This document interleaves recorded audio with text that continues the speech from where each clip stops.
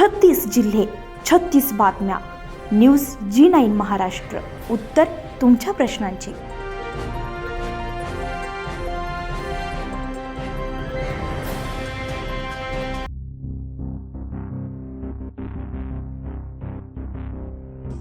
दिनांक 22 एप्रिल 2026 रोजी बुधवारी तांदलवाडी तालुका रावेर जिल्हा जळगाव येथे ग्रामस्थांनी तीव्र स्वरूपाचं आंदोलन छेडले.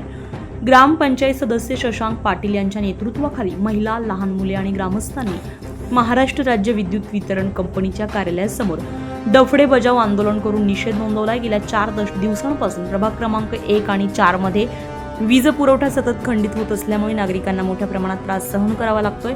विशेषतः उन्हाळ्याच्या तीव्र उष्णतेमुळे वयोवृद्ध, गर्भवती महिला आणि लहान मुलांचे हाल होत आहेत. 3 वेळा ट्रान्सफॉर्मर बदलूनही समस्या कायम असल्यानं वीज वितरण व्यवस्थेवर प्रश्नचिन्ह निर्माण झालेले आहेत. तसेच संबंधित वायरमन आणि लाईनमन हे मुख्यालयी उपस्थित राहत नसल्याचंही ग्रामस्थांनी निदर्शनास आणून दिलंय. रात्रीच्या वेळी गाव अंधारात राहत असल्याने चोरी आणि इतर अनुचित घटनांची शक्यता वाढत असल्याची भीती व्यक्त करण्यात आली आहे. या संदर्भात निवेदन देऊन तात्काळ कायमस्वरूपी उपाययोजना करावी आणि जबाबदार कर्मचाऱ्यांवर कारवाई करावी अशी मागणी करण्यात आली. तर यावेळी भारतीय जनता पार्टीचे जळगाव जिल्ह्याचे माजी जिल्हा परिषद उपाध्यक्ष नंदकिशोर महाजन यांनी अधिकाऱ्यांना धारेवर धरत तातडीने कारवाई करण्याचे निर्देश दिले. तसेच वरिष्ठ अधिकाऱ्यांशी दूरध्वनीवरून संपर्क साधत लवकरच नवीन डीपी बसवून समस्या सोडवण्याचे आश्वासन देण्यात आले. जर वेळेत काम झालं नाही तर यापुढे अधिक तीव्र आंदोलन करण्यात येईल असा इशारा देखील देण्यात आला.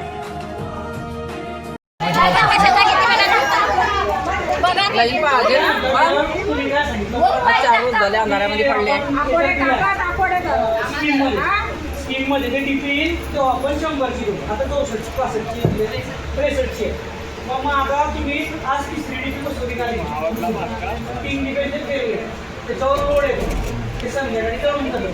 संध्याकाळी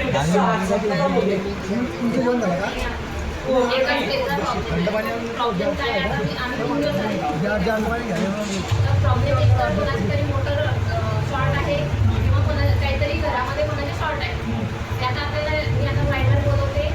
प्रत्येक घराचं चेक करून ज्याची मोटर शॉर्ट असेल ते त्याला सांगून देऊ.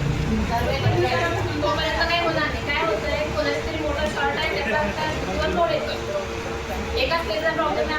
एका घरात राहतील, एका घरात कसं काय बंद राहतील, एका घरात काय 2-4 दिवसांनी निर्णय लागला मी तुझा काही विषय लागलाच पाहिजे. रोज उठून संध्याकाळी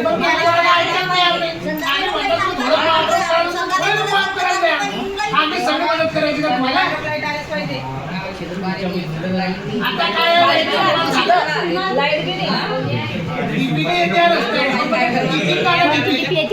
तुम्ही उभे राहून करा.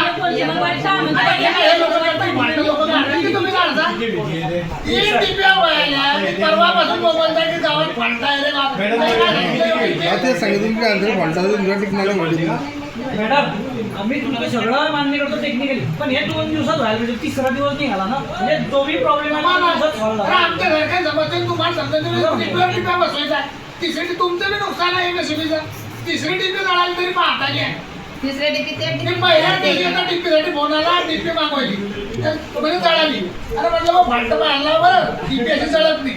2री जळाली तरी मी सांगितलं 2री मागवली आपण, 3री मी मागवली. कालच्या दिवशी तिथे स्टेजवर तुमचे साहेब होते, कार्यक्रम होता, तिथेच फोन आला, तिथून डीपी मागवली 3री. मग आता या रोज टिप्या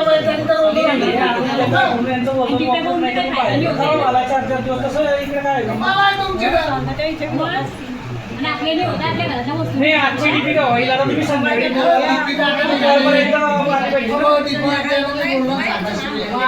दिवसा सगळं ऐकून ते करा चालली पाहिजे. ते 100 ट्रान्सफर मध्ये मामा हे वायरमन जो आहे ना समजा बोला रात्री पहाटे काम करते. अरे ते जाऊ द्यावा शशांक, त्याचे कर्मचारी रात्रीचे काम करत असताना ड्रिंकिंग करून समोरच्या कस्टमरला बोलतात त्यांचे 3-4 दिले चांगले. काय बोलताय ना साहेब? नमस्कार साहेब. हा आमचा डिटो ट्रान्सफॉर्मरचा प्रॉब्लेम काही मिटत नाही. 3 ट्रान्सफॉर्मर जळाले. तो आता तुम्ही 63 आता त्या मॅडम म्हणताय 100ला लागेल. 100ला ट्रान्सफॉर्मर पाठवा इथे.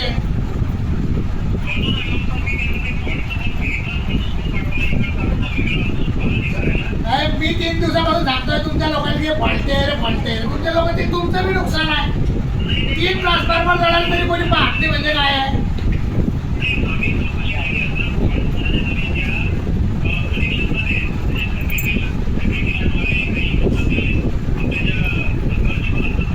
साहेब मला काय म्हणायचं, चेक केला होता रात्री हे पाहिले तिच्या हे पाहिजे कोण, हे आम्हाला समजणार आहे का, हे बघेल कोण तुमचा टेक्निकली माणूस.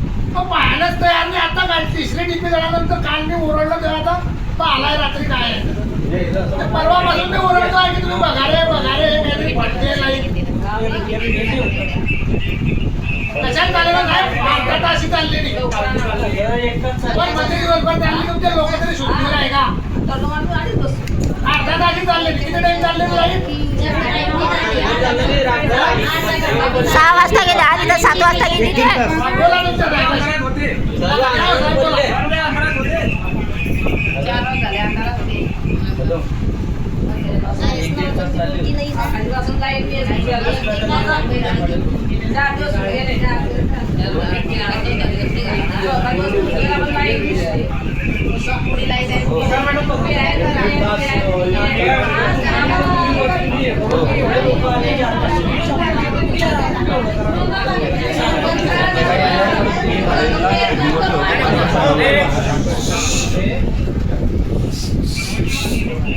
साहेब तुम्ही ते 100ला ट्रान्सफॉर्मर पाठवा. लोकांनी टिकणार नाही इथे. रेशनचा जो आहे ना हा लोड द्या. तो 100ला द्या. आजच्या अर्ध्याच्या पाठवा तुम्ही. 4 दिवसामध्ये लोकांच्या घरात पाणी नाही हो. आणि लाईट ऊन किती टाकते आहे. रात्रभर लाईट ना